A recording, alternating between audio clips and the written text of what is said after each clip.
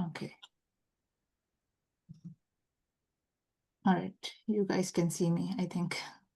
All right. Assalamu alaikum and welcome everyone. I am Dr. Nimra Iqbal Chaudhary.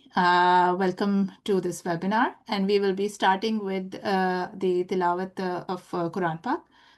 So can you please? Yes, please. Yeah.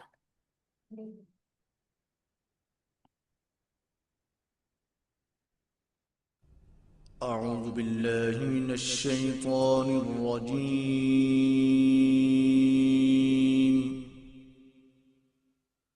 بسم الله الرحمن الرحيم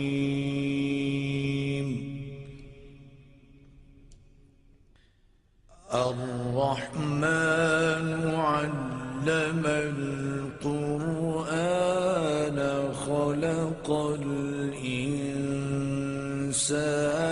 علمه البيان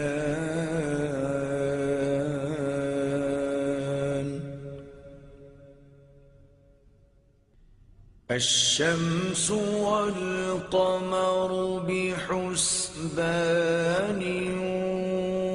والنجم والشجر يسجدان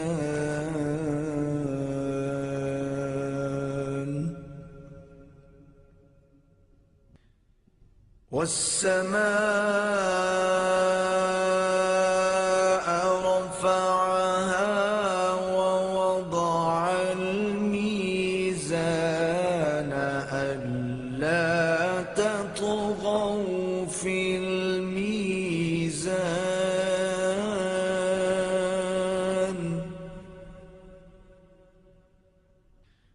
وأقيموا الوزن بالقسط ولا تخسروا الميزان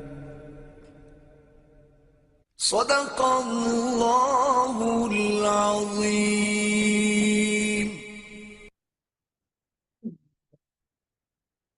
Sadaqallahu al-Azim. Jazakallah khair. Now we'll ask the Coordinator General, Dr. Mohammad Iqbal Chaudhary, to present his welcome remarks. Bismillahirrahmanirrahim. Assalamu alaikum and good evening, ladies and gentlemen. We have an overwhelming response of participants from different countries, and we expect to have over 200 of them joining us online from different countries. So this is truly an inspiring and extremely important event with the meaningful outcome which we expect. Let me welcome Professor Dr. Wasi Ahmed. He is a comstech distinguished scholar from Khan University and a leading health professional. We also have with us Professor Dr. Eleanor Holroyd from the Auckland University of Technology, Professor Dr. Fuad Abdullah from Egypt, Professor Dr. Noha Nijam from Al-Azhar University, Gaza, Palestine, and many more. In Comstech headquarters, we have Professor Dr. Mudassir Israr, my colleague, the advisor of Comstech, my colleague, Mr. Murtaza Noor, Mr. Shabir, Baruch, and Jabina, and Khazima online from Jordan. So I'd like to welcome you on behalf of OIC Comstech, which is a ministerial standing committee for science and technology cooperation for the 57 member states of the Muslim organization, which represent the largest group of political alliances after United Nations. Ladies and gentlemen, we live in a very difficult time of human history, unprecedented by all virtue and meaning. According to UN report, there are 62 conflict areas in the world, and among them, the 10 largest are in the Muslim world. which is called OIC region, that include Afghanistan, Yemen, Syria, Iraq, Lebanon, Palestine, Sudan, and many other countries. In these conflict zones and in these war zones, the real cost of is actually paid by human population. And that is where we intend to focus today's webinar. We see that in today's time, when we talk about human values and human moralities and international rule of law, the Gaza, which is part of Palestine, is suffering of an unprecedented magnitude. This is a place where food, water, and even the healthcare is weaponized. And we see a complete breakdown of human values. This is at that point where we see the brave healthcare workers taking care of large human population without much of the essential facilities which are available.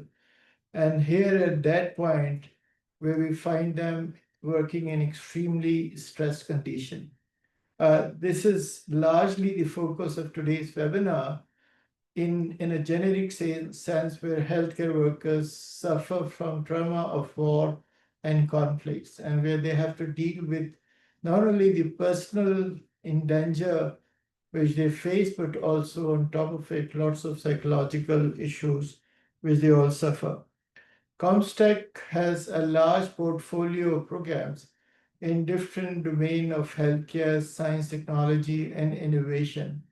Particularly in the field of healthcare, Comstech is working with various institutions in Africa and other countries. Our focus is to strengthen healthcare systems, build the capacity of doctors and healthcare workers, and provide them connectivity so they can learn from best practices.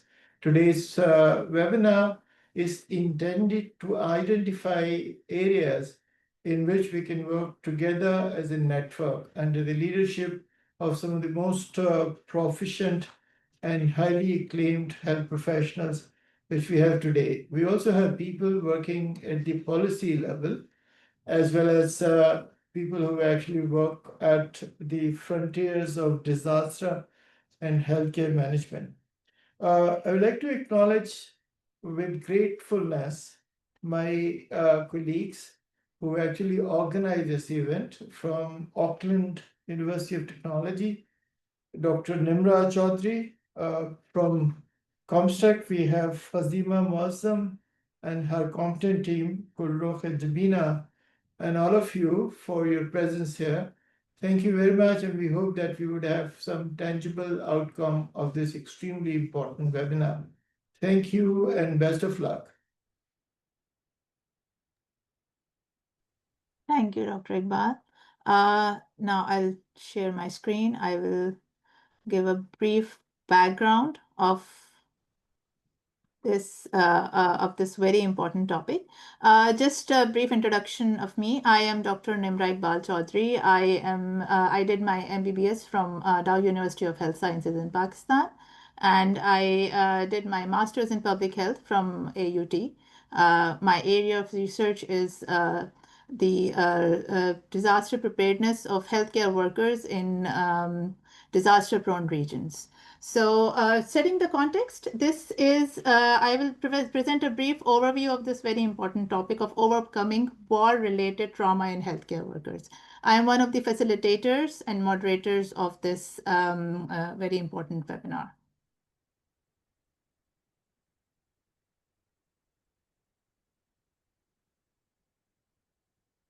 I dedicate this presentation to the homeless and starved children of Gaza, being killed every day while searching for food, water, and medicines.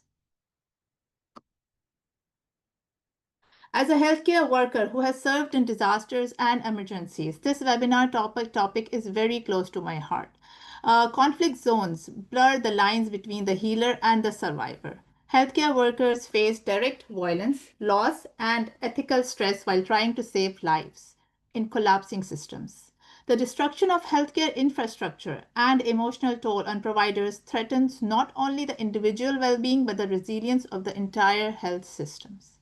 As according to the UN Agency for Reproductive Health and Rights, UNFPA, from Gaza to Sudan, wars are being waged on the very health systems set up to protect civilian populations, with health workers, hospitals, health centers, and ambulances being targeted in horrifying numbers. Healthcare workers are the backbones of humanitarian response during conflict. They're often the first on scene to stabilize casualties, manage mass injuries, and provide emergency triage, frequently without proper equipment of security. Beyond emergency care, they must also ensure continuity of essential healthcare services, such as childbirth, dialysis, and chronic disease management, crucial for the long-term survival and stability. They also play a vital role in public health surveillance, such as the immunizations and infectious diseases, and preventing outbreaks that can worsen the already fragile conditions. In many wars, healthcare workers become eyewitnesses to human rights abuses. Their testimonies and medical records are essential evidence of violations against civilian and medical neutrality. Their role extends far beyond clinical duties. They uphold the humanitarian principle that healthcare is a universal right even in the midst of war. The impact of war on healthcare workers include physical injuries, but these injuries are not just physical. They are visible and invisible wounds. Physically, many are injured or killed while performing their duties, often without proper safety or supplies. Psychologically, repeated exposure to violence, human suffering, and ethical conflicts, such as being unable to save everyone, leads to moral injury and PTSD.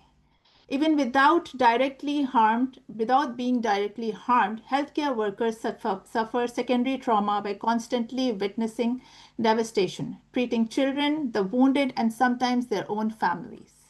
These overlapping traumas erode their capacity to provide care and threaten the long-term stability of the health systems in conflict settings. So these are some of the eye-opening statistics of the recent events which are happening all around the world. In 2024, there were more than 3,000 incidents of violence against the obstruction of healthcare in conflict zones, which has increased up to 15% from 2023 and 62% from 2022. These include more than 900 healthcare workers being killed. Over 470 were arrested, and repeated bombings and damage to the health facilities. In specific settings in Lebanon, since October 2023 to November 2024, 226 healthcare workers were killed and 119 were injured. In Gaza, as of the end of May 2024, around 885 workers had lost their lives working during the war. Also in Gaza, since the beginning of the war, there were more than 1,300 healthcare workers injured. Reported attacks on healthcare workers involving explosive weapons from 36% in 2023 has increased to 48% in 2024.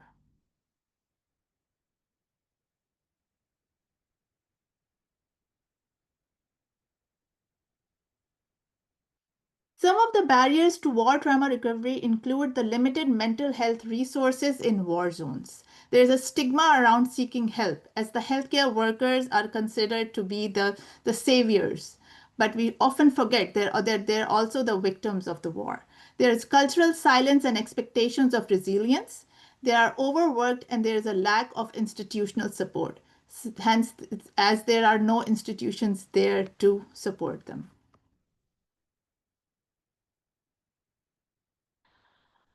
In this webinar, we would be discussing some key psychological impacts of wars and violent conflicts on healthcare workers.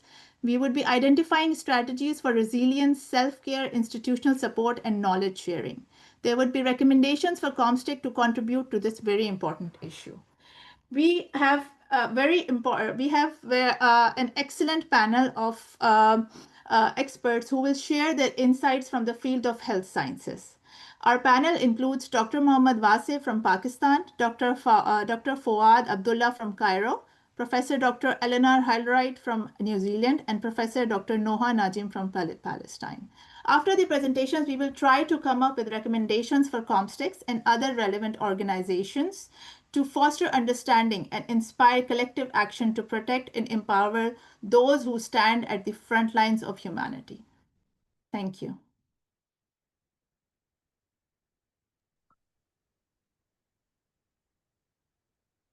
Now, I would request our first speaker, Dr. Mohammad Wase, to present his talk. And just a brief background about Dr. Mohammad Wase. Dr. Wase is currently a professor of neurology at Aga Khan University. He is the past president of Pakistan Society of Neurology and Pakistan Stroke Society.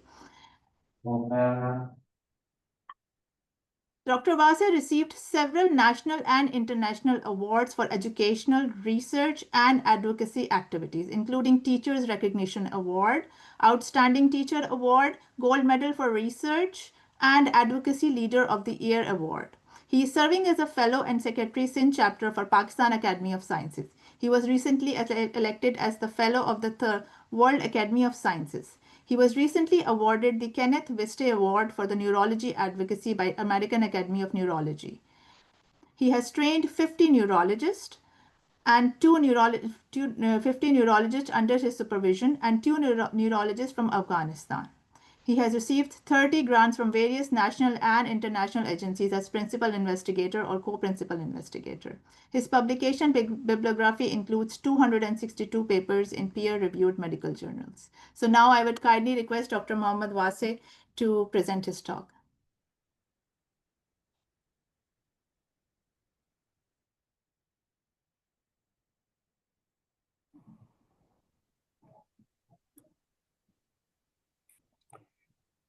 I would like to thank Comstech for organizing this very important seminar, which is related to the war and trauma and healthcare workers. And I'll be presenting my thoughts on neuropsychological impact of war on healthcare workers. There are no disclaimers for this presentation.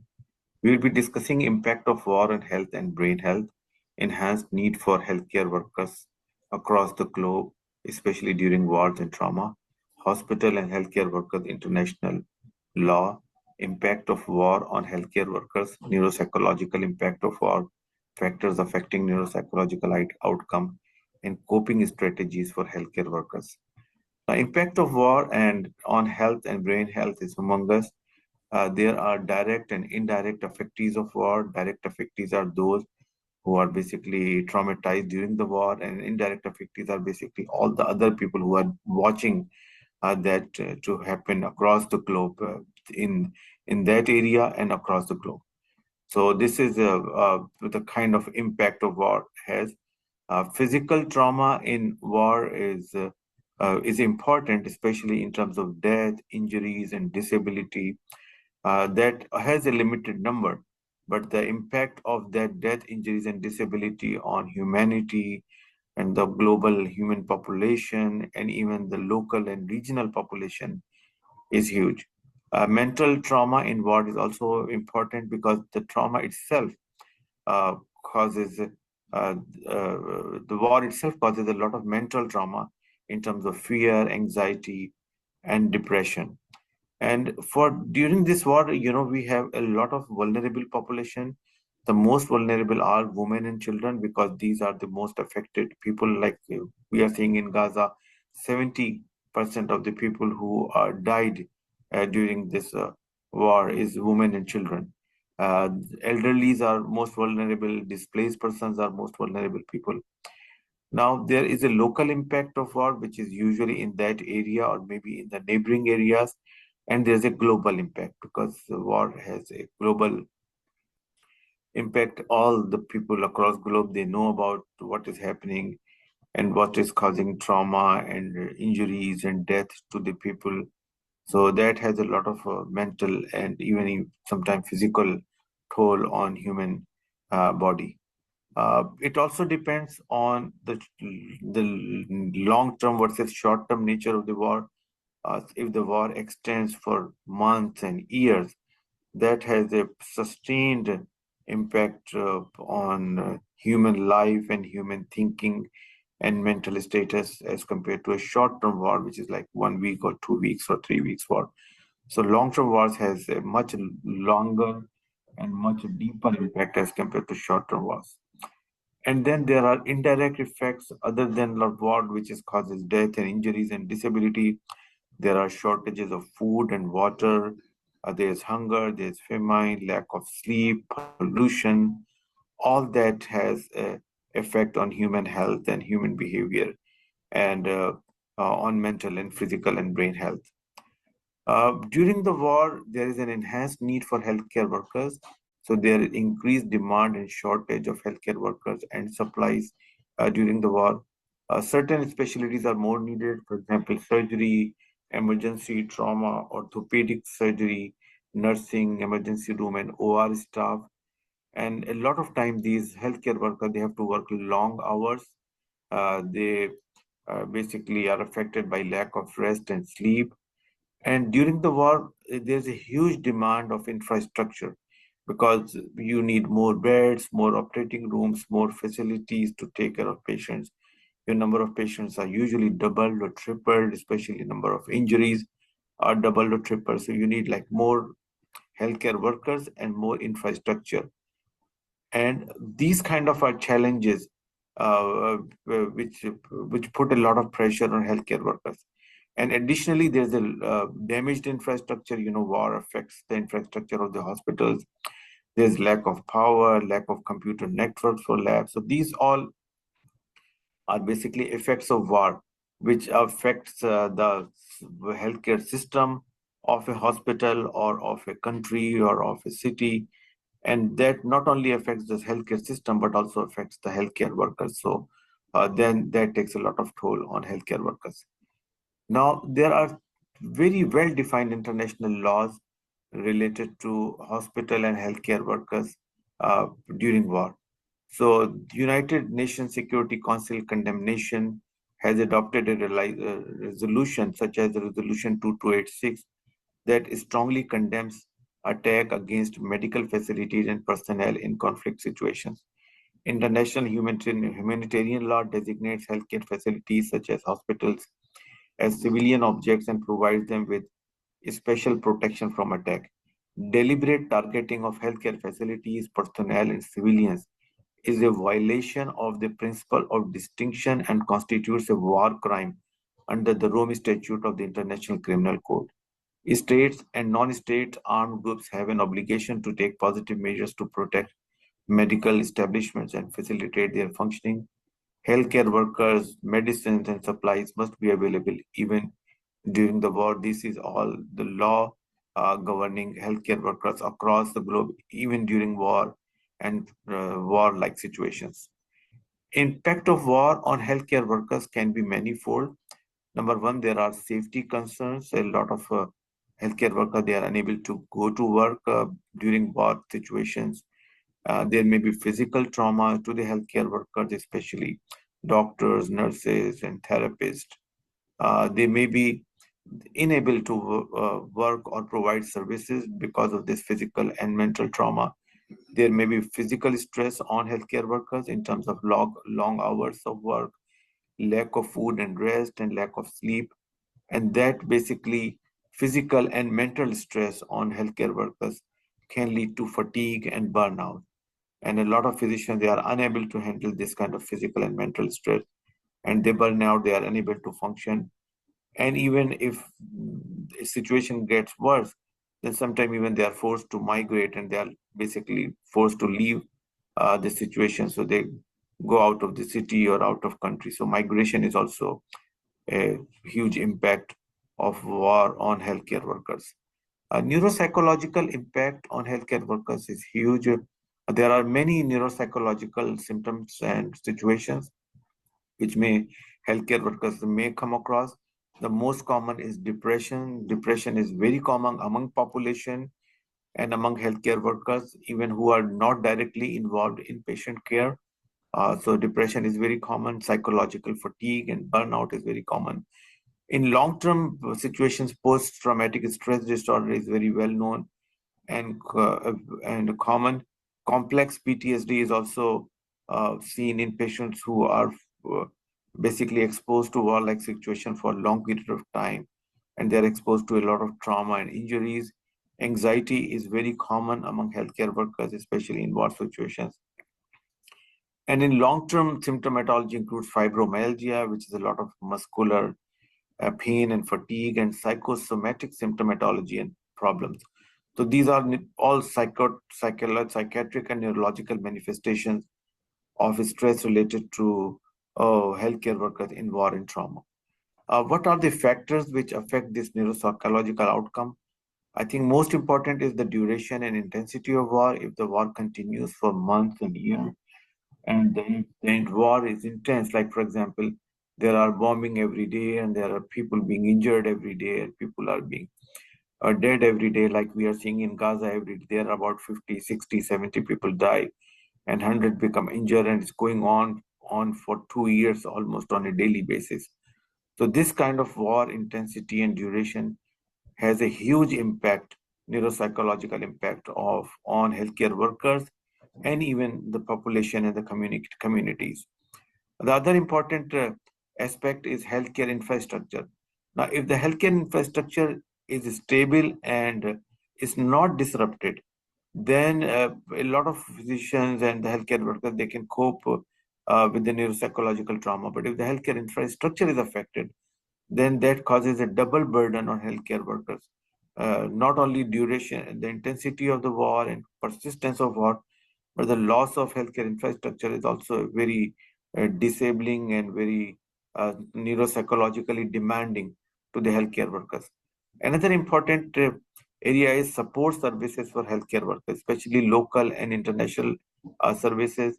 That's a very important factor. So if there's war-like situation anywhere, and the support services are available locally and internationally, then these healthcare workers, they can cope with the war, injuries, and trauma much better as compared to if they are not available. And another important area is stress management training and psychological support services for healthcare workers. So this is also important that healthcare workers not only get stress management training and psychological support from local and regional and international communities. Now, another very important area is how to develop coping strategies among healthcare workers in terms of situations of war and trauma.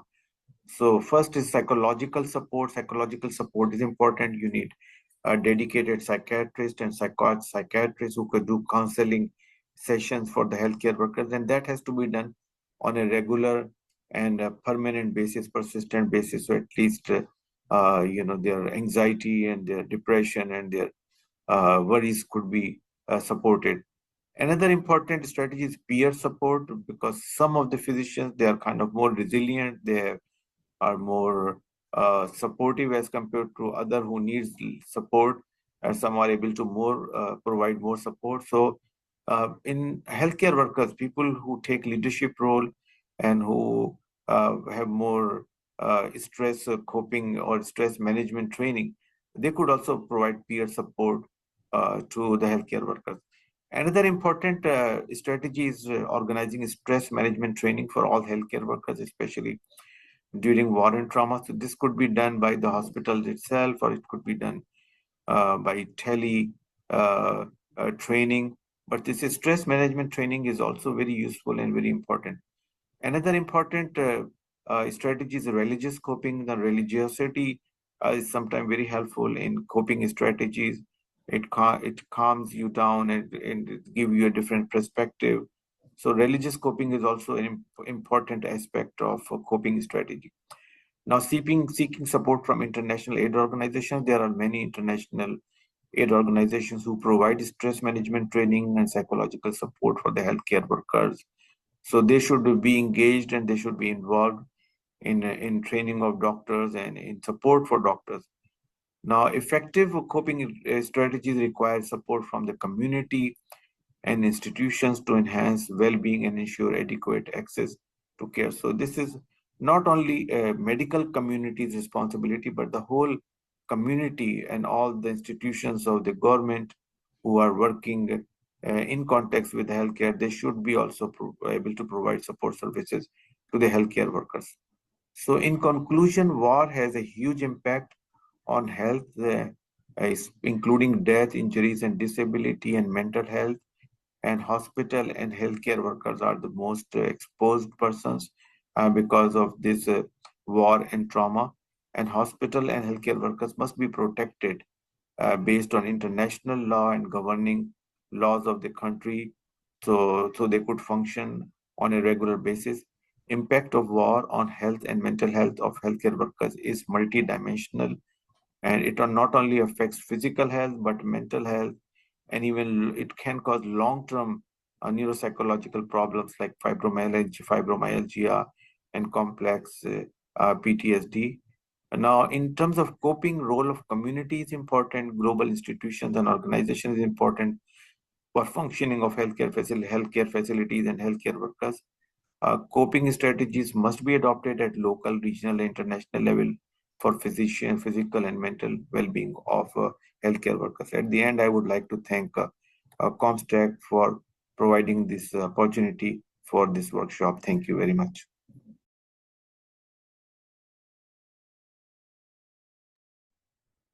Thank you very much, Professor Dr. Vase.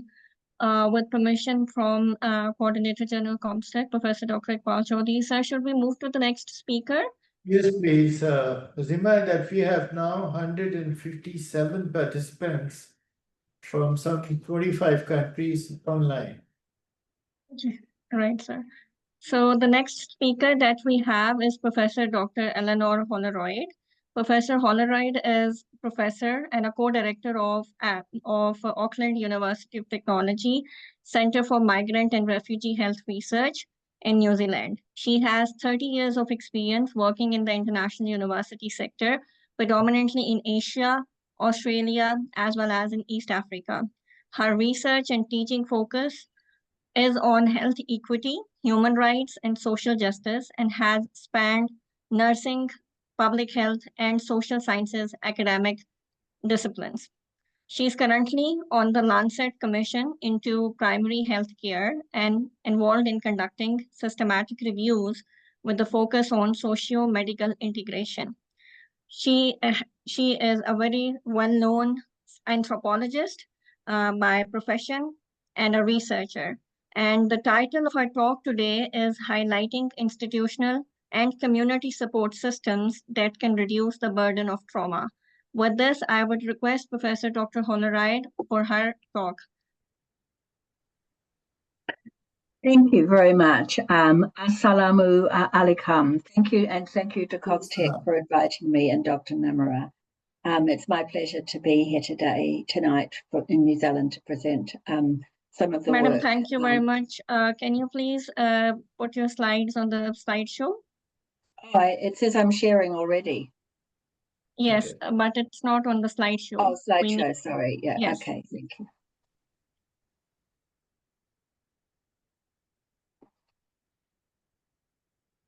Is that better? No, I think you need to, from what I see on my screen, is that you have to click on that enable editing option, and then you will be able to put it on the slideshow. Or if you want, we can play your slides. We have your slides. That might be better. I'll stop sharing because Okay, thank you. I'll request my IT team, Mumtaz, kindly play Dr. Holroyd's slide. Thank you.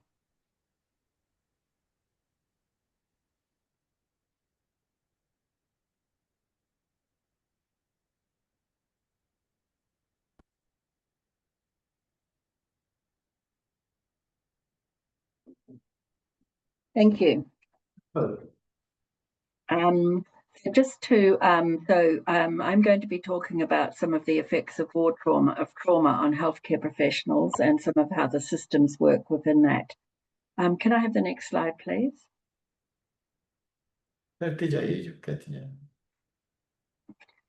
And just like my predecessor, Professor from Aga Khan spoke about the importance of frontline workers who act as responders, delivering critical emergency and social support, and also the fact that often there's psychological support embedded, but not actually recognised particularly in times of conflict and war. And at the moment, the world has never seen so much conflict and war, particularly in the Middle East, where I know this is taking place.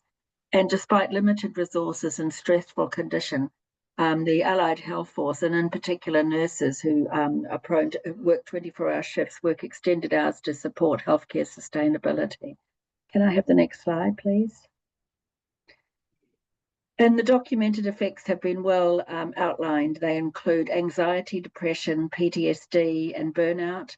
They include the impact of violence exposure and constant threats for caring for trauma victims, which worsen healthcare psychological well-being and stress. And also the mitigation and support system management are vital, but very seldom realised. So there's a lot of compounded psychological effects and an urgent need to promote resilience. And there's, I'll also outline some of the lessons learned from Ukrainian professionals to look at the importance of institutional support and training and awareness of the stress and the coping needed by frontline health professionals. Next slide, thanks. Next slide, please. Just to recap some recent studies, very recent studies, looking at some of the involving 220 nurses from hospitals in the West Bank that looked at a questionnaire as well as in-depth interviews around this, looking at the challenges of nurses working in the Gaza Strip. Next slide, please. And most of the nurses reported severe PTSD symptoms, an increased patient influx leading to stress and burnout, inadequate medical supplies, insufficient staffing, and also other findings show that leads to trauma and exhaustion, and that this is PTSD and STS are distinct constructs. They're not to be confused with other mental health constructs. Next slide, please.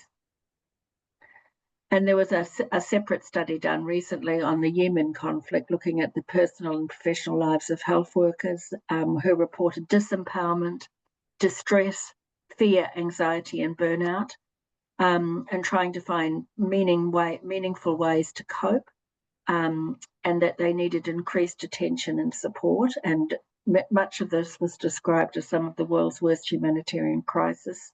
And there was also attacks against healthcare workers on the ground and in hospitals, and global attention to attacks on health workers has increased significantly recently, but there still remains a gap in the interventions designed to prevent frontline healthcare workers in times of war or conflict. Next slide, please. And this particular study in Yemen looked at 43 facility-based healthcare workers conducting focus groups in key areas at the peak of the Yemen conflict.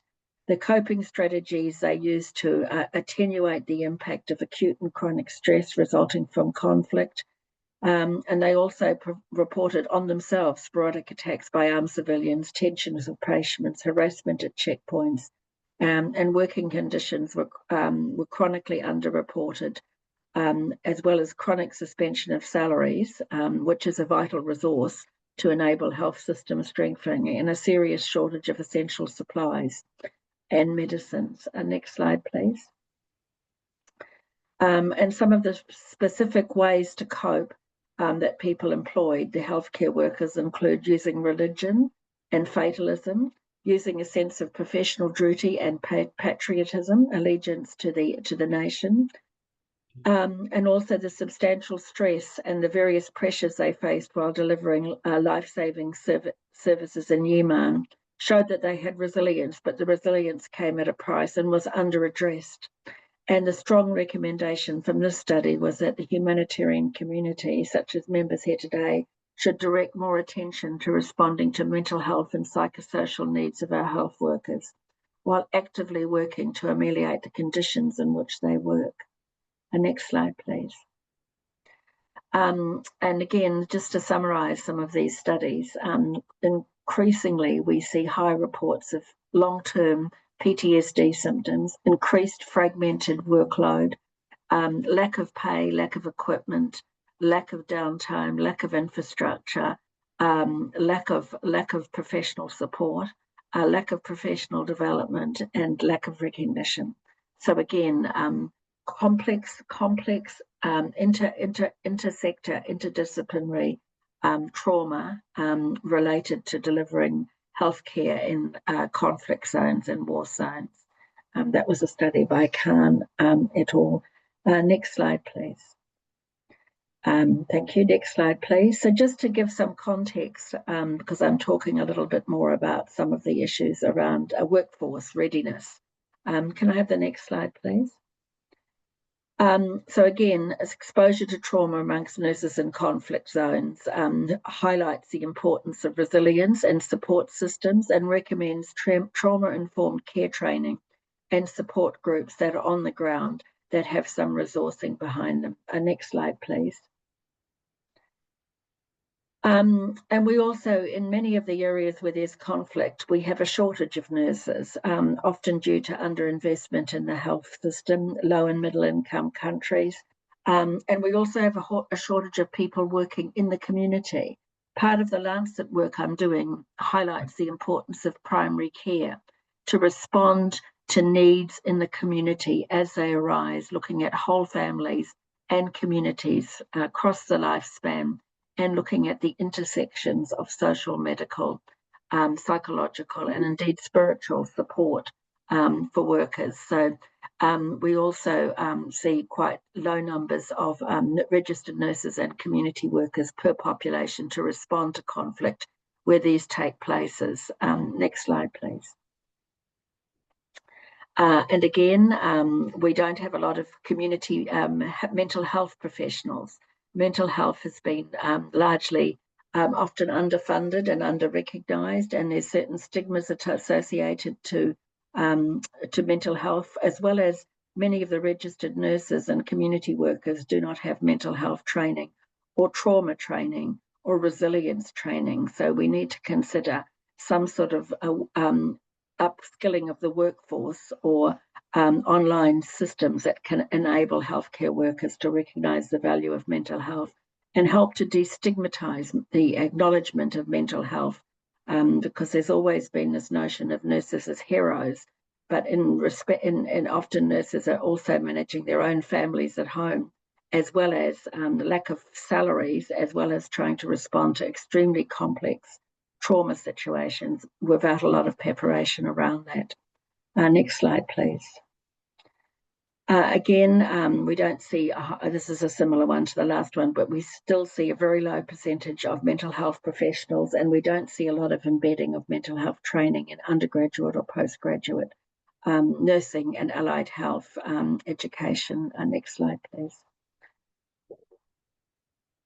And some of the mental health support available globally that has been shown to work for trauma situations where there is conflict includes on-site counselling, the use of peer support groups, in-person or face-to-face, and increasingly the use of digital or telehealth services where there's a check-in and there's acknowledgement of the trauma that people are facing as a key way of supporting our healthcare workforce in times of crisis and conflict. Next slide, please. And again, sometimes we often see a very junior workforce, many of whom may not have a degree, when degrees usually have research components and leadership components, and often in trauma situations, leadership is what's needed in the face of complexity. So there is a lot of work to be done in upskilling the workforce in leadership, in trauma care, in resilience, as well as in research and evidence-based practice, as well as rapid research findings that can be disseminated to healthcare workers to make a difference and also increase their own well-being in the face of war and trauma and conflict. Next slide, please. So again, just some of the research that's been recent research shows that low wages and working conditions impact on job satisfaction and retention, and this is always magnified in times of war or stress, and often supplies mean that nurses, studies we did in the middle of SARS and COVID, although it wasn't war or trauma, indicated that nurses were at the forefront and often they formed the human bridges, and also had a lot of media attention around what they needed and what they didn't get. A lack of mental health and a stigmatization of mental health in our healthcare workers that are meant to be our heroes, but are struggling, and often their families, as we know in Gaza, their families are also struggling with poverty, lack of water, insecure housing, and conflict. So this is a magnified situation. And we also see nurses and allied health workers, medical practitioners, physiotherapists, occupational therapists, ambulance drivers, exposed to increased violence in conflict zones. They themselves may be in hospitals that are under bombing or threat, and there may be threats from the community or the opposing forces on nursing and workforce safety. So there's an urgent need for a policy reform addressing these challenges. The destigmatization of mental wellness and mental ill health, as well as rapid responses based on research findings and support for health professionals in conflict zones, especially given the high incidence of long-term post-traumatic disorder and symptoms.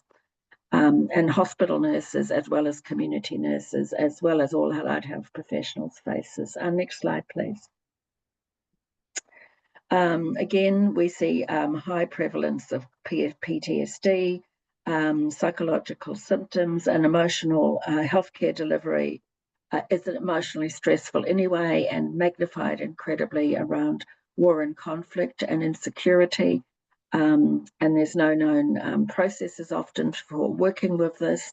And there's an urgent need for early intervention, early diagnosis, destigmatization to support healthcare workers' mental health and improve outcomes in war and conflict zones. Thank you. Next slide, please.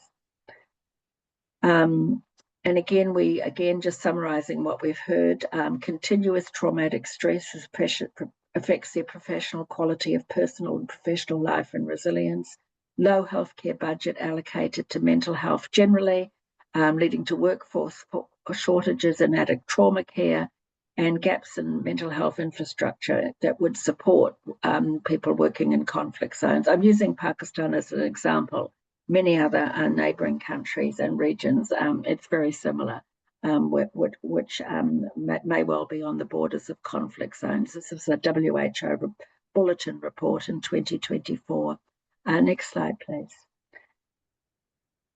So some of the behavioural interventions that have been shown to promise to help with coping mechanisms, as I've said, include peer support, telehealth, rapid and early intervention, early diagnosis, enabling healthcare workers to have more training of mental health, more awareness, more conversations about it, more funded interventions to help them and their families as coping mechanisms, and also just the fact that there's often war causes mental health trauma in their patients.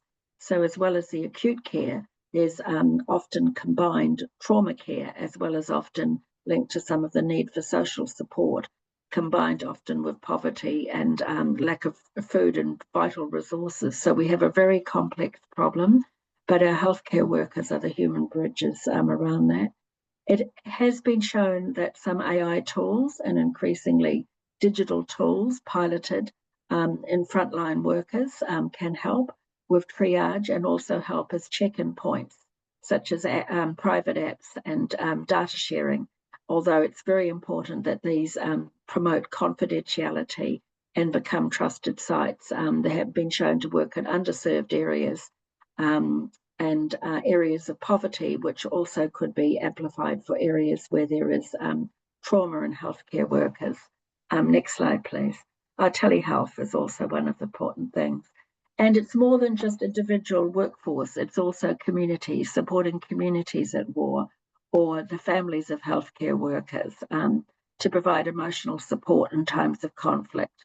So community campaigns, radio, television, whatever might be the mechanism that people get support, and actually preempting this by looking at this as components and possibly in community development modules or in secondary schools, so people have preempt this, sort of the ambulance at the bottom of the cliff, at the top of the cliff rather than the bottom of the cliff, Community health workers assisting with logistics like transport, supplies, and communication. So it's a whole sector approach. It's not just the nurses or the hospital care workers at the conflict zones. It's the community behind these healthcare professionals. And as we've said, for nurses, but also community peer counselling and fundraising to improve healthcare systems during crisis.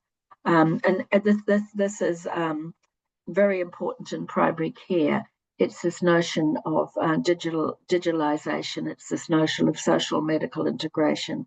It's this notion of looking at the whole person and the whole community, and where the interventions can take place that are meaningful.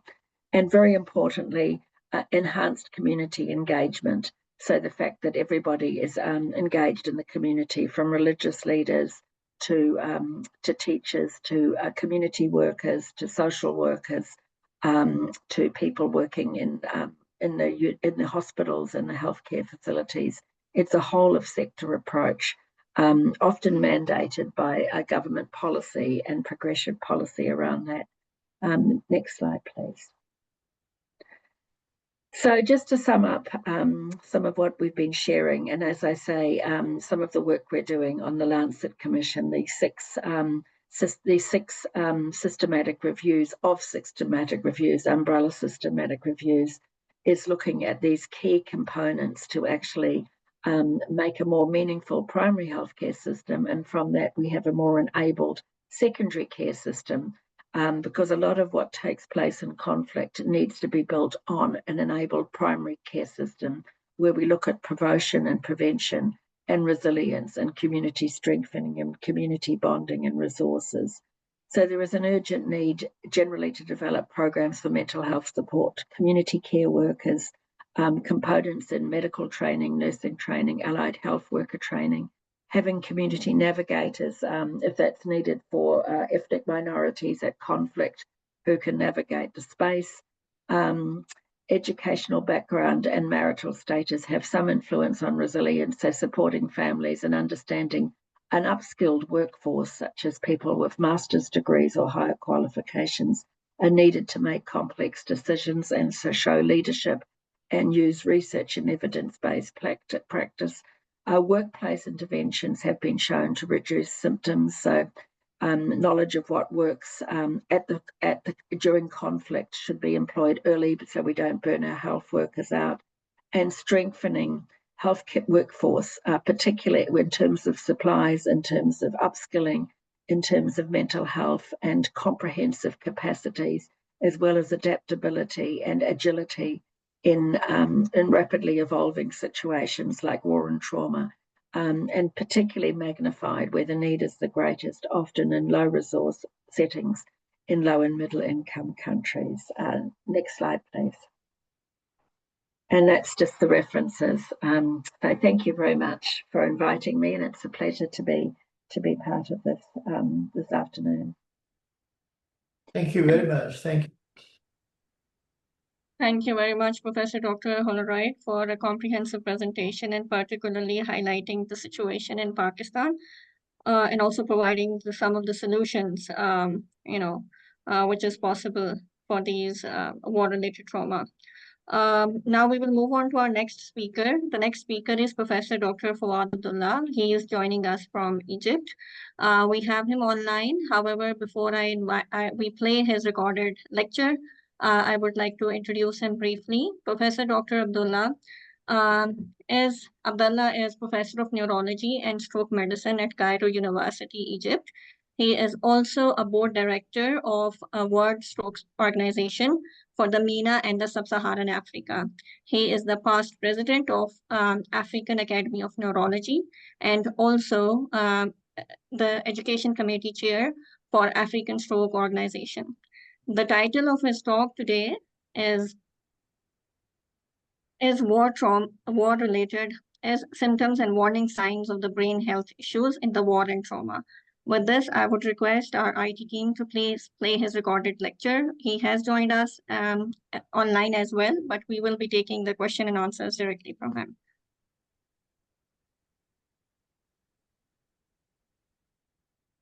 Assalamu alaikum, my friends and colleagues. I'm very honored to speak in this important webinar of comstech during this time of our life. I will share my screen now and start my presentation.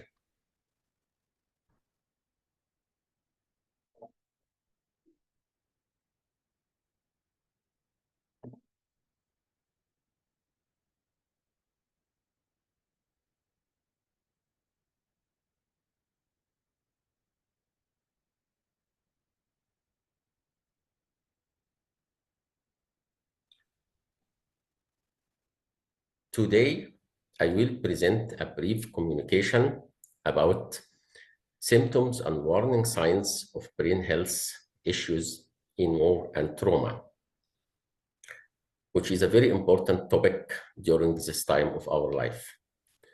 By disclosure, war, armed forces, and genocide act represent a state of violence. This state of violence causes physical destruction and the loss of life. This destruction causes profound psychological, mental, and neurological consequences. These consequences made worse by disintegration of social structures, displacement, and inadequate access to care.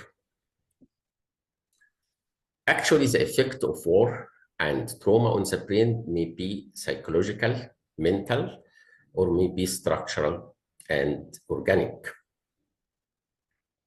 The psychological effect is divided into two major disorders: the post-traumatic stress disorder and the social communication disorder. What is the post-traumatic stress disorder? It is a mental health condition that's triggered by a terrifying event. Should be a major terrifying event. You may experience it by yourself or you just witness it.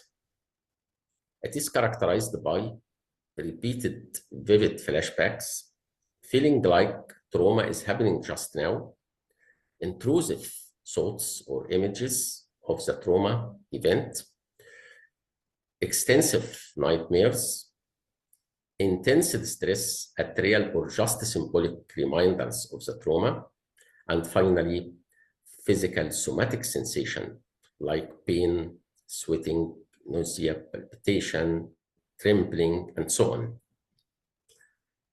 It is divided into acute stress disorder. This is a short-term mental disorder that can occur within the first months, first few weeks after experiencing a traumatic event, or may be a complex chronic mental health state, usually develop if you just experience a persistent event, long-term trauma, like what is happening in Gaza now. Second major mental and psychological disturbance is a social and communication disorder. You know that brain is a social organ. It is a part of an environment, and it interacts at biological and social level as well. Prolonged isolation in camps reduce the person's capacity to participate as a part of the community and have a very severe impact on children's development at the level of social skills, communication, learning, education, knowledge, and finally it led to profound linguistic and communication handicapping. So coming to the organic effect of war on the brain, it may be acute traumatic brain injury, or another important disorder called chronic traumatic encephalopathy, which usually end like a dementia process. It also triggers the infectious brain disease. And finally, the war and trauma has a negative effect on the brain plasticity and recovery. If we speak about traumatic brain injury, it may be mild, moderate, or severe. Mild acute traumatic brain injury usually affects the consciousness for less than half an hour, and When patient regain consciousness, it is completely normal, taking 15/15 of the Glasgow Coma Scale, amnesia for less than 24 hours, and has a negative neuroimaging and radiological finding.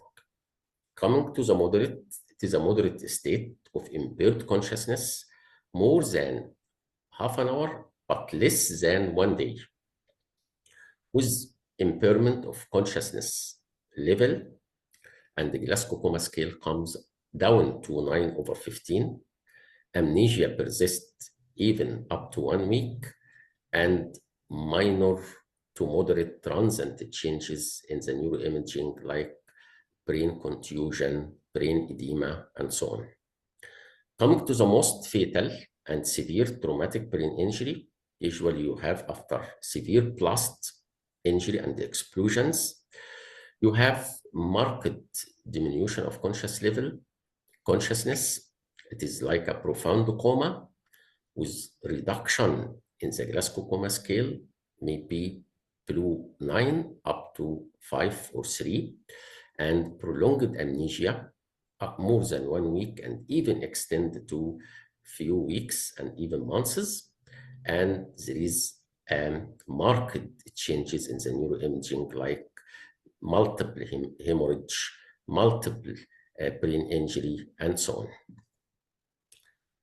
The chronic traumatic encephalopathy is a very important syndrome or disorder when there is repeated and brain trauma during blast injuries or any other form of neurotrauma, trigger a pathogenesis like what is happening in the neurodegenerative dementia, which is the deposition of what we call hyperphosphorylated tau protein, abnormal protein. It's called tauopathy process in the astrocytes and led to the development of neurofibrillary tangles, which usually lead to degeneration of the neurons and the impairment of the neuronal transfer process, leading to progressive neurological deterioration with symptoms like severe memory loss, mood, behavioral personality, and finally, profound cognitive impairment and dementia.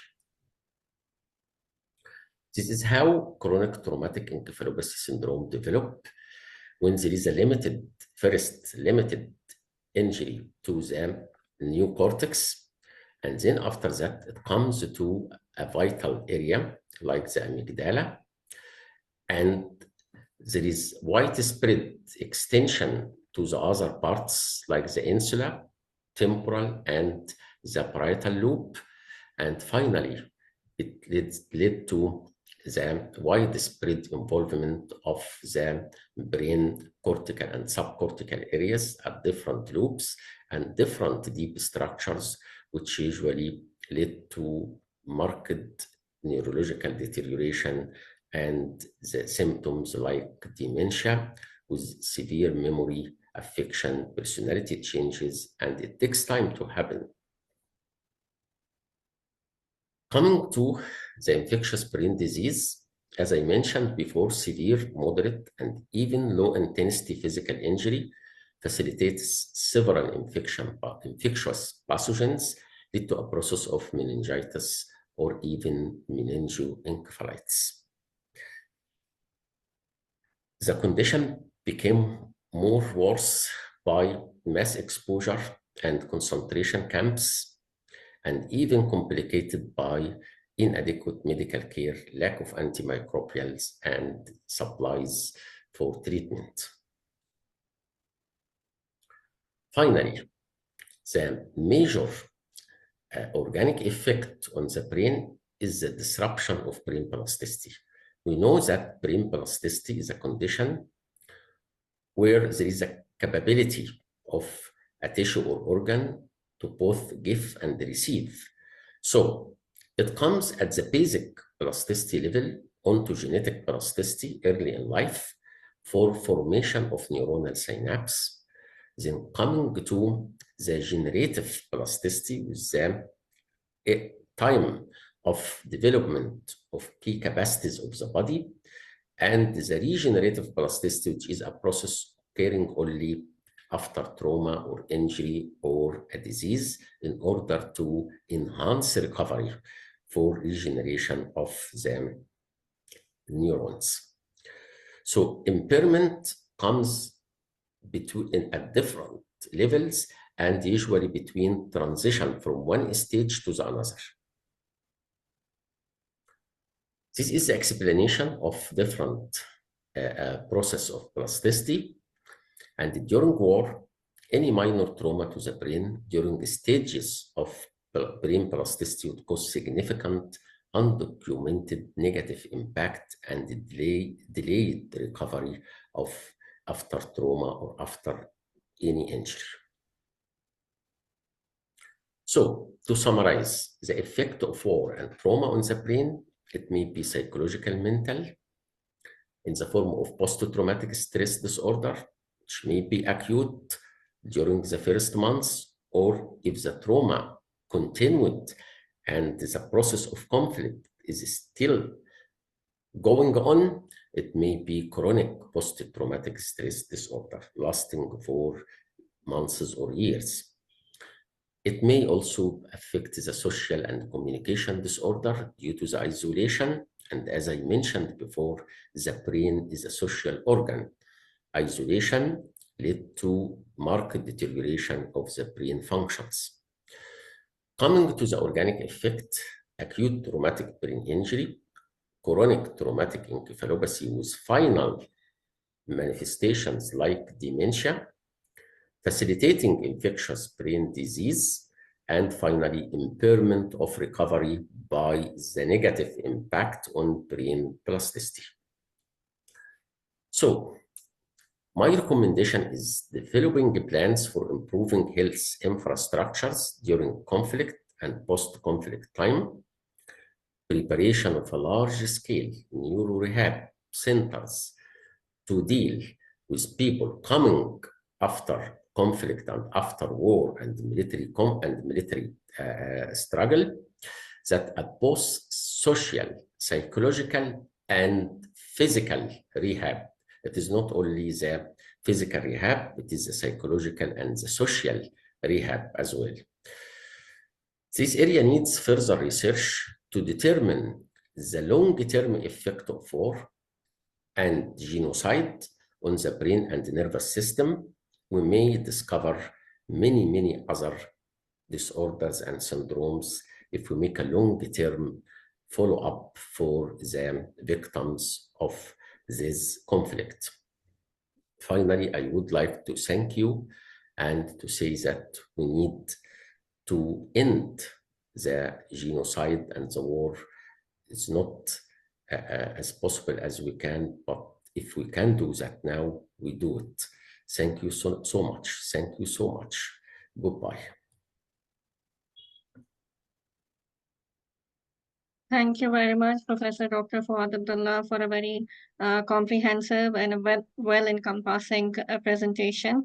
Now we have many questions in our chat box from our participants, but we will be following the format of the webinar, and we will be taking all these questions at the end of the webinar. So we will move on to our next speaker, Professor Dr. Noha Najm. She is joining us from Al-Azhar University in Gaza, Palestine. To introduce Dr. Noha Najm. Dr. Noha Najm has been active in academic field since 2007 and was appointed as a Dean of Economics at Al-Azhar University in Gaza in 2023. Dr. Najm holds a master's and a PhD in applied economics, focusing on uncertainty, conflict economics, consumer well-being, and health economics. She specializes in training grants with extensive experience in education and economic development projects for the international organizations. Today, the title of her talk is War-Related Trauma Among the Healthcare Workers in Gaza, Patterns and Economic Impact. With this, I would request Professor Dr. Najm to kindly start her talk. Thank you, dear. Bismillah ar-Rahman ar-Rahim. Assalamu alaikum, everybody. I would like to express my sincere gratitude for Comstech for arranging this webinar. Thank you very This much. is a very Madam, important, yeah, can you please put your slides on the slideshow? yeah, in a second, please. Thank you. Yeah, this webinar is very important in drawing the attention to the disaster humanitarian situation in Gaza. So thank you very much for your efforts. I'm going to start now my introduction on the war-related trauma among healthcare workers in Gaza. Well, as most of you might be aware of, the Gaza Strip has been through several conflicts. Mainly major wars were in 2008, 2014, and the ongoing war since October 2023. We hope it just ended. We're waiting for the news on the beginning of the ceasefire now. So this is a big day for us. What we already know is that the health sector in Gaza had been through a lot of destruction, and it's been already in poor condition. You can imagine what would be the effect on this sector after 2 years of intensive war, which affected it really bad, which could be explained as catastrophic according to WHO. And the numbers would prove it. As you can see that 7 out of the 37 hospitals are currently working partially. And that's in very poor condition. We mean just providing the initial emergency services. 1/3 of 176 primary healthcare centers are partially working. Most of them were just destroyed. 1,700 health workers were martyred. That's an average of 2 per day. 3,500 were injured. 360 were arrested. Unfortunately, 4 were killed due to the severe torture in Israeli prisons. According to WHO, the estimated cost of reconstruction of health sector in Gaza is $7 billion. In aims of covering humanitarian response, early recovery, and long-term rebuilding. The priority is given to the rehabilitation of health workers, healthcare workers in the attempt of keeping them working and providing their services, and providing the replacement of newly trained healthcare workers. Healthcare workers in Gaza were exposed to the same conditions like all Gazans, suffering from displacement and starvation, in addition to the lack of basic life requirements like clean water and hygiene, which hindered their productivity. The trauma experienced by these professionals is multifaceted, encompassing physical, psychological, and economic dimensions. Being in the front line, psychological impact on healthcare workers, local and international, is witnessed to be higher due to their exposure to traumatic events and helpless feelings, given the huge number of injuries in Gaza during the war. We're talking about an estimated number of 167,000 injuries, and that's just an initial number, who need treatment compared to the limited number of household healthcare workers, excuse me. Economic impact of war-related trauma goes beyond direct financial cost to exceed to the psychological and productivity in both the short and long-term effect. We're going to talk about the challenges facing healthcare workers in Gaza. Those are represented in the constant and direct attacks to healthcare workers, the challenge of providing a care in in unsafe, overcrowded, and unsanitary conditions. The immigration of many healthcare workers, especially the experts, who left the remaining healthcare workers were under lots of pressure of providing the service and at the same time training other younger healthcare providers to replace the losses either in the injuries or deaths or immigration. The most common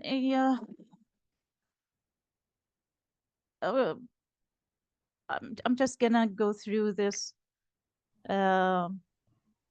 these pictures of the destruction of hospitals, and this shows the Al-Wafa hospital and a Al-Shifa hospital. It's a complete destruction that leaves people without any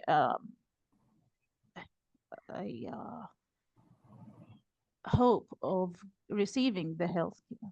Just a second.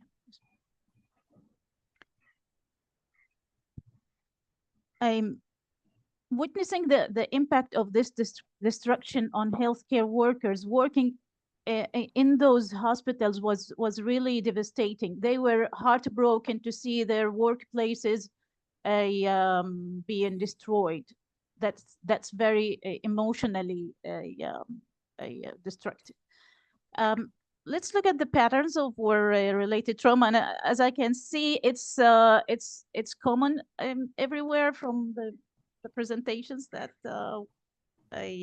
we've seen now. So the healthcare workers in Gaza faced unusual severe injuries, like blast injuries, firearm wounds, extensive burns. In a recent survey on 78 international healthcare workers, the types of injuries that were mostly treated were trauma-related injuries. You can see that most of them are burns, leg injuries, arm injuries, all kinds of injuries. So that's very you can see that all of them would be in different stages, but with the lack of treatment, the effect of these injuries would be even worse. The psychological impact was very obvious.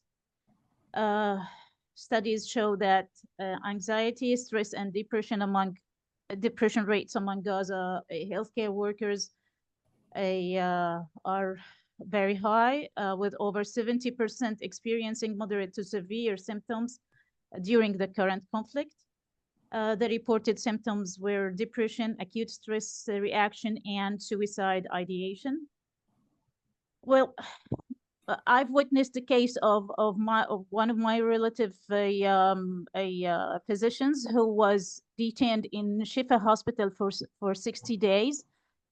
He wasn't in a mental ability to practice medicine for over 3 months after what he has experienced during that time. So that's something that we all witnessed and we were living with. I'm just going to show some examples of psychological impact. These are just examples. You can imagine the common case. This is a picture of a pediatrician, Dr. Khaled Sadouni, who was injured during the first year of the war, and due to the lack of treatment and his medical history, he lost his leg, but he insisted, and he went through a trauma, depression for some time until he had a replacement of his leg and he could practice treatment again to Gaza children, especially during the lack of experts. This picture shows the medical staff at Shifa Hospital conducting funeral prayers for doctors killed in Israeli offensive. Not to mention that they had to bury them in the hospital backyard. I'm pretty sure you or many of you have seen the heartbreaking story of Dr. Ala al-Najjar, who was practicing or treating people in the hospital while she lost 9 of her 10 children and her husband in an armed attack. These pictures here show paramedics who were attacked directly by snipers and drones while practicing their work. The first one to the right was in Nasser Hospital in Khan Yunis. The other one was in also the Nasser Hospital in Khan Yunis. This is one of the very few hospitals remaining now at work. They were shot during their work. The one to the right was shot in the operation system, in the operation room, in the surgery. So let's look at the, as I've mentioned, these are just examples. And we had many other stories of healthcare workers who were receiving the bodies of their families while working, and you can just imagine the conditions. There was also a very important psychological impact of the loss of their colleagues in the hospital.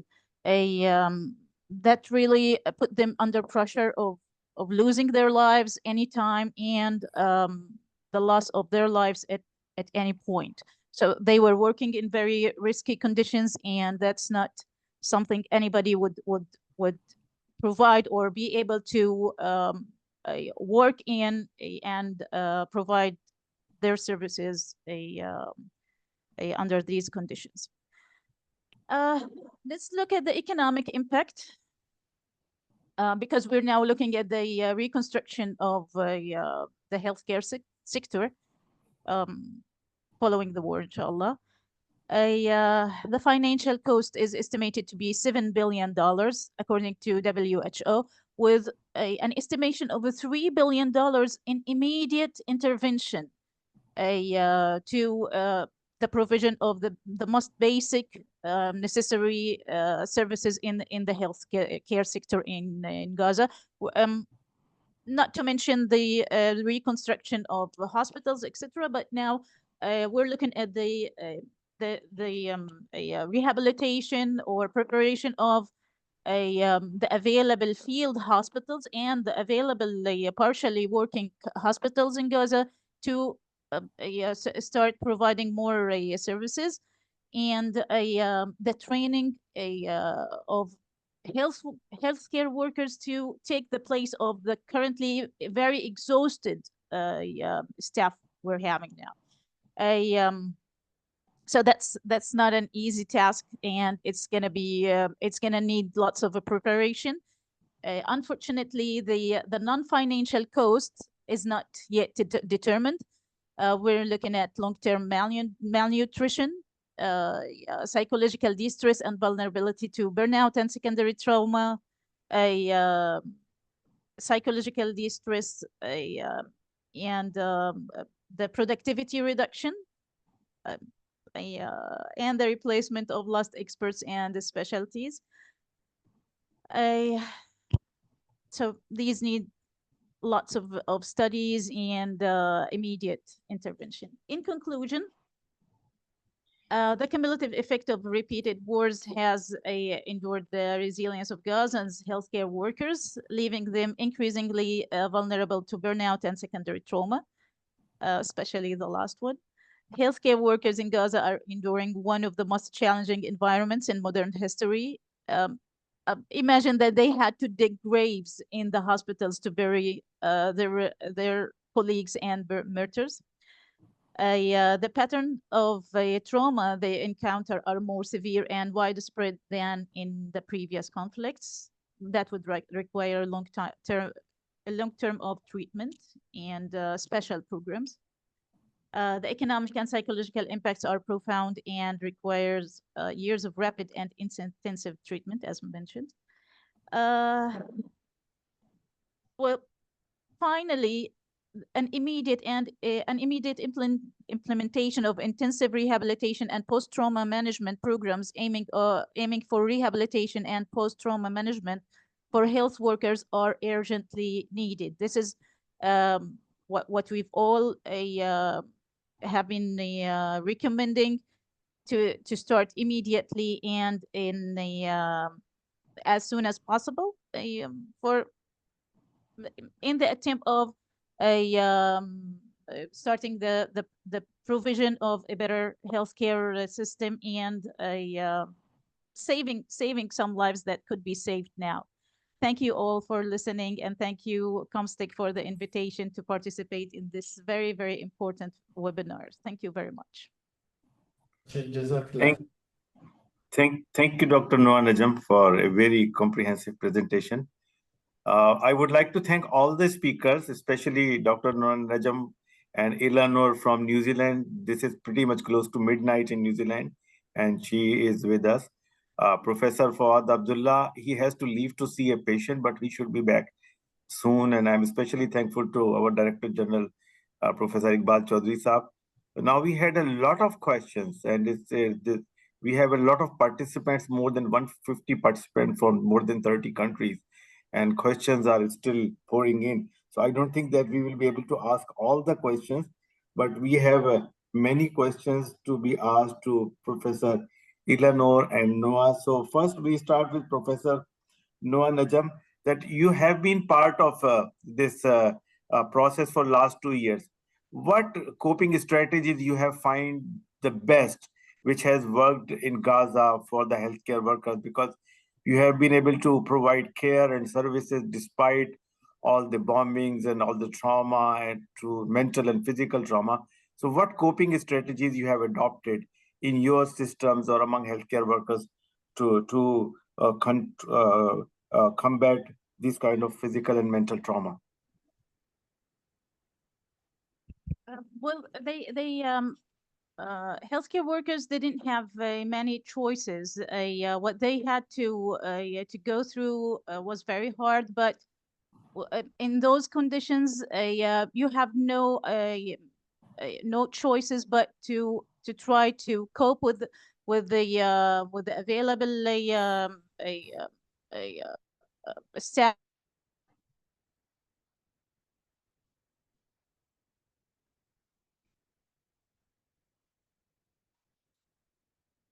I think there's some internet issue. We cannot hear you well.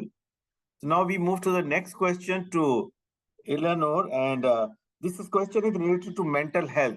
Now, mental health is a major problem, not only in the war-affected region, but across the globe, because war is affecting the whole global community. Now, the mental health budget is very low in low and middle-income countries.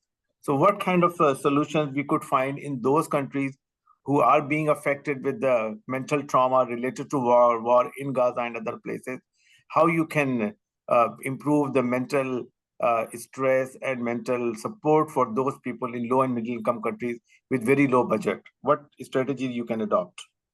Yeah, it's a very good question and a really important question. I think there's a global mandate to look at universal support systems. So there is good practices, best practice, research-based practice in many of the high-income countries. So I think part of what is done in terms of support would be mechanisms. And many of these countries also have large ethnic populations who have particular spiritual beliefs and practices that may be attenuated around mental health intervention. So I think there is a mandate for high-income countries to adapt and share some of their resources, particularly on digital platforms, rather than keeping them screened. And there is increasingly app-based technology for helping with this. So I think some of the large software countries that develop these apps based on research findings, should be enabled to actually share this on a more global basis. Because with resource constraints, it's not practical in low-income countries to actually invest deeply in mental health when there's more immediate needs. But having said that, these needs all come together. So that would be my main suggestion there. Thank you. Now we have a question for Professor Fahad Abdullah. Okay, how would a neuro rehabilitation center would help the healthcare workers in cases of trauma and mental trauma? So he's not here, but I could respond on behalf of him that a neuro rehabilitation center provide not only physical support for the disability and for the physical injuries, but also provide psychological and mental support. So there are two ways. Number one, people who are under a lot of stress, these neuro rehabilitation center could provide them with a lot of psychological and mental support, and they do organize stress management workshops and coping strategies, peer support for those people who are kind of mentally stressed. So rehabilitation centers can work many different ways, and they can also provide if there are equipments are needed or there are any tools are needed for support. So there are many ways neuro rehabilitation center could help and support the people who are in trauma. Now, another question which I have for Noah, that how the hospitals and the healthcare system is going to be built in Gaza in future, especially we have lost so many healthcare workers, their lives, they are injured. So what do you think that how it's going to take? You are going to need a lot of support from global community, not only in terms of funding, but in terms of human resource support. So you would need a lot of doctors and surgeons who may be able to come to Gaza to help the people. So what is your vision? What do you see in future? Thank you. I would like to apologize. My internet connection was disrupted previously.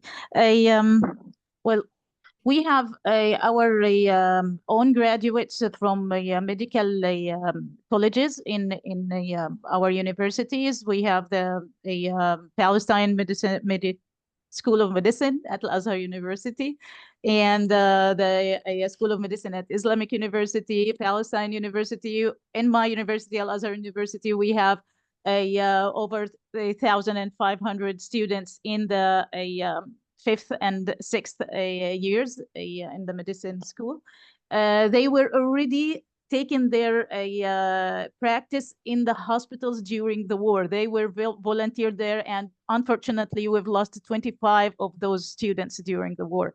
So they were already, they have been already through this practice, and they have an experience that I highly doubt any a healthcare worker in the whole world had been through during these 2 years. So what we need to do now is to provide the necessary preparation for those young healthcare workers to be able to work in, I don't know, maybe normal conditions, more normal conditions. They are used now to work in abnormal and very uncertain, risky conditions. So they wouldn't be able to even understand how is the situation when they have the equipment, when they have the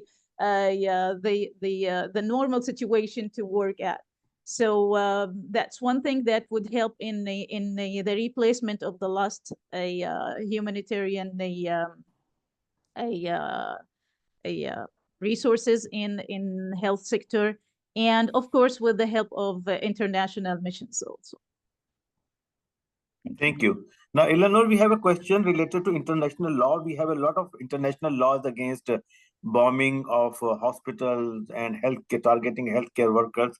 What do you think could be done in future to strengthen those laws, and how could the global community help in execution of those laws, which are kind of well-known laws across the globe, especially designed by United Nations and international humanitarian societies and International Court of Justice? So what could be done in future to prevent targeting and attacking of hospitals and healthcare workers in future wars and in the current war too?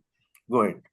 It's a very good question, and I really wish I had answers to that because, from my perspective, most of the world is behind, wants to support what's happening in Palestine, and it very much wants to actually have something change in that. So, and there are laws, and the laws have been violated, and there has been, attention in humanitarian courts in The Hague, and there's been various cry-outs of genocide and war crimes.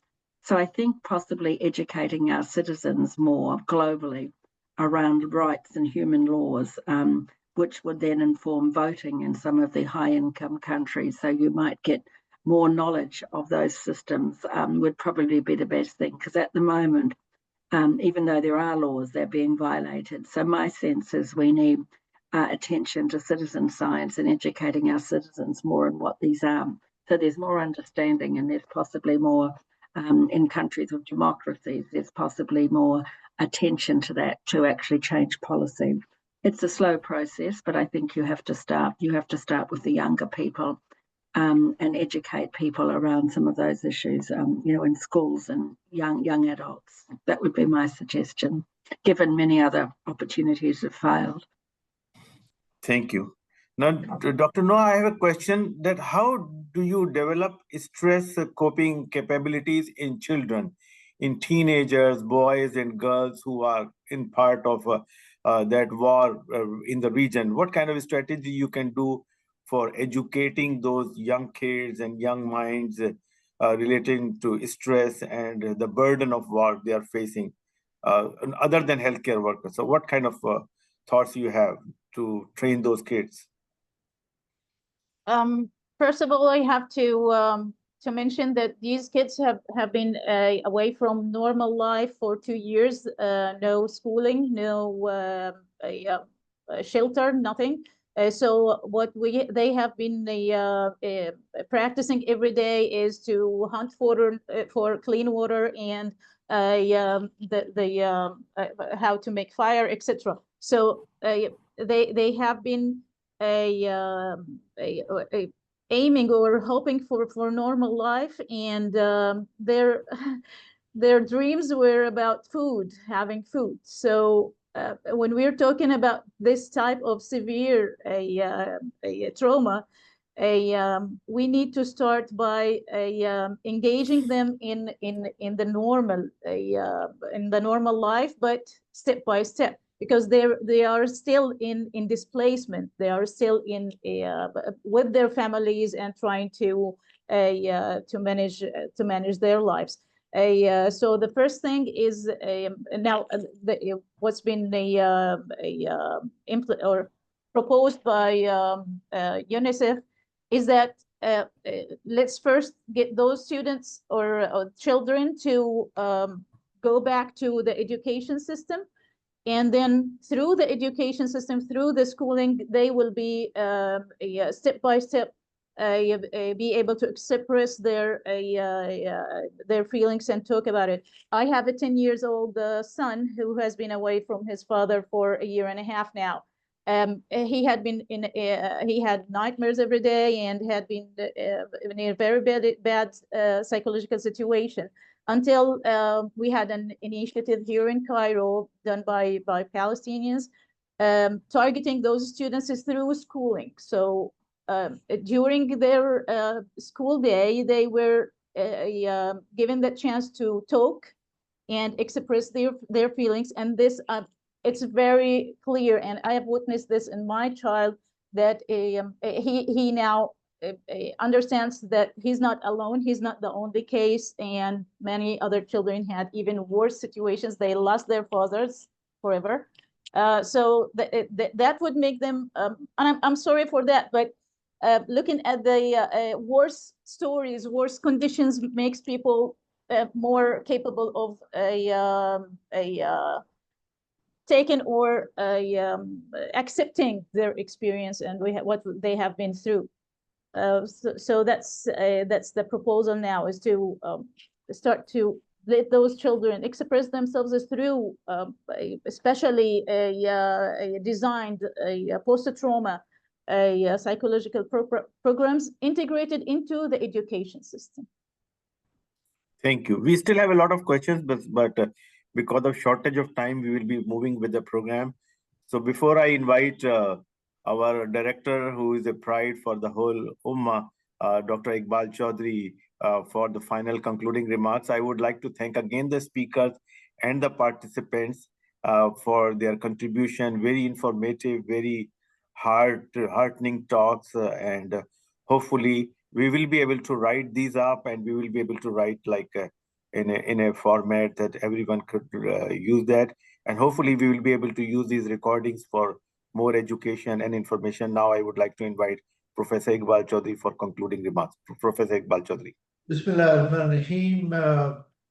Professor Dr. Vasi, you have been absolutely wonderful in concluding this extremely important session. See, I was thinking of what Noha has mentioned. It's just absolutely unbelievable. This is the tragedy unfolding every day. And this actually reflects that human conscience has really gone away from the, and that what we see today is a complete demise of international law. I would like to thank you all for your wonderful presentations, covering various aspects of this wholesome, complex, interdisciplinary topic, something which required the expertise of what you have brought in. I'm particularly grateful to Professor Eleanor, who is an expert not only in terms of international laws and policies, but also has a great insight of how healthcare system need to be developed for coping such tragedies, which are unfortunately so frequent today. On behalf of Comstech, I'm also grateful to each one of you who participated in this very important event. We have hundreds of people joining us. This not only reflects interest in the topic, but also shows the solidarity to the people in the field who are giving healthcare in the most difficult times. And when Dr. Noha was actually mentioning about some of these tragic stories, these are just so absolutely numerous. And if you keep listening them, you feel that you are just part of this human tragedy, which we sincerely hope will end as soon as possible. On behalf of Comstech, I'd like to also announce that we are launching another very important program from tomorrow, entitled Basic Life Support and Basic Trauma Management course.